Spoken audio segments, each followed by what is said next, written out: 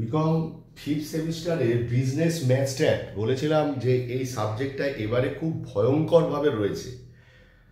মানে এর আগে যখন সিলেবাসটা আলাদা ছিল, মানে এই যে এনএপি নিউ এডুকেশন পলিসি শুরু হওয়ার আগে যে সিলেবাসটা আমরা করেছিলাম, সেখানে 3টে সেমিস্টারে এই বিকম কি বলে বিজনেস ম্যাথ স্ট্যাট এই সাবজেক্টটাকে আমরা পড়েছিলাম। এবারে কিন্তু বিজনেস ম্যাথ স্ট্যাটটা একটা সেমিস্টারই রয়েছে, তার মানে প্রচুর পরিমাণে রয়েছে। তো আমরা এখানে আজকে বিজনেস ম্যাথ দিয়ে কি বললাম, বিজনেস ম্যাথ দিয়ে শুরু করতে যাচ্ছি এবারে সিলেবাসের মানে যে সাবজেক্টটা রয়েছে সেটাকে। বিজনেস ম্যাথও আছে, স্ট্যাটও আছে। তো এই বিজনেস ম্যাথে একটা পার্ট আছে ক্যালকুলাস। ক্যালকুলাস এটাই সবচেয়ে ঝামেলাবহুল পার্ট, প্রচুর প্র্যাকটিস করার পার্ট। এই ক্যালকুলাসে আমাদের প্রথম যে চ্যাপ্টারটা আমরা করব তার নাম হচ্ছে ফাংশন। ফাংশন মানে কি? ফাংশন মানে হচ্ছে অপেক্ষক। অপেক্ষক কিন্তু এর আগে কিন্তু অলরেডি আমরা মানে অপেক্ষকের ধারণা পেয়েছি। ইকোনমিক্সে চাহিদার অপেক্ষক পড়েছি, যোগান অপেক্ষক পড়েছি। যখন চাহিদার অপেক্ষক পড়েছি তখন কি হয়েছে, কিউ ইজ ইকুয়াল টু আমরা দেখেছি সাম ফাংশন অফ পি, মানে কোয়ান্টিটি কি হয়েছে, প্রাইসের ওপর ডিপেন্ড করেছে। এবং সেক্ষেত্রে কোয়ান্টিটির সাথে প্রাইসের সম্পর্ক হচ্ছে ইনভার্স, একটা বাড়লে একটা কম। এই কিউ আর পির মধ্যে সম্পর্ক দেখিয়ে দিচ্ছে হচ্ছে এফ। এফ হচ্ছে এখানে একটা মেশিনারিজ বা টুল হিসেবে কাজ করছে।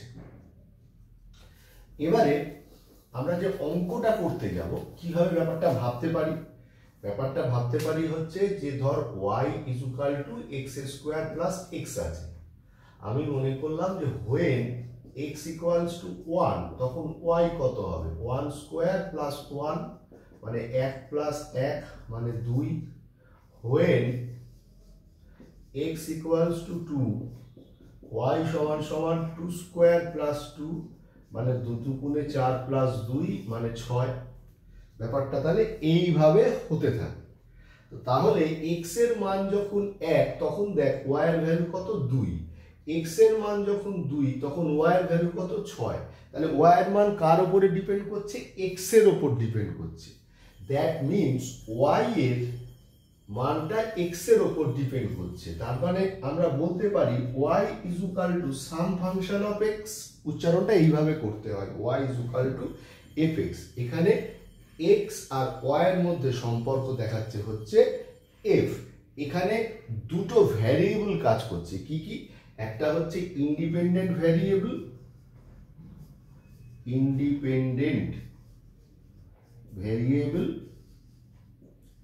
আর একটা হচ্ছে ডিপেন্ডেন্ট ভ্যারিয়েবল।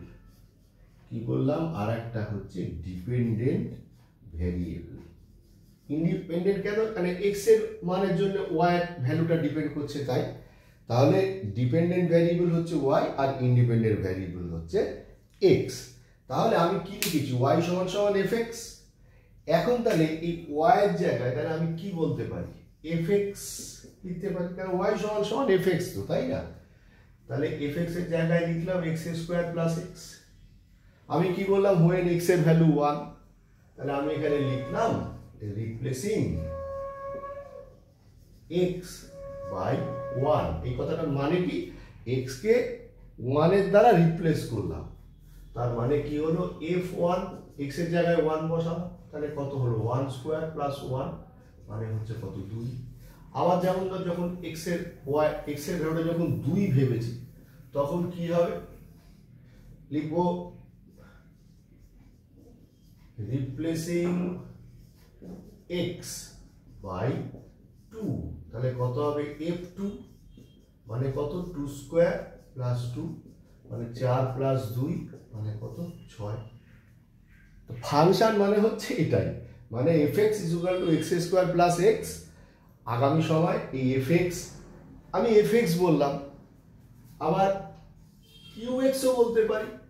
এই চিহ্নটাকে বলা হয় ফাই।